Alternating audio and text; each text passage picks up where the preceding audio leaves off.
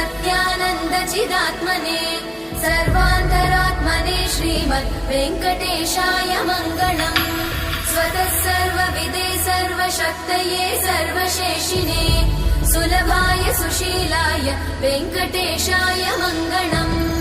परस्मै ब्रह्मणे पूर्णकामाय परमात्मने प्रयुञ्जे परतत्त्वाय वेङ्कटेशाय मङ्गलम्।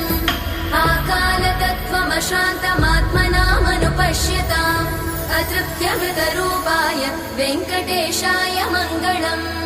प्रायस्वचरणौ पुंसां शरण्यत्वेन पाणिना कृपया दिशते श्रीमद् वेङ्कटेशाय मङ्गलम्। दयामृततरङ्गिण्यास्तरङ्गैरिव शीतलै अपाङ्गैः सिञ्चते विश्वं वेङ्कटेशाय मङ्गलम्। स्रग्भूषा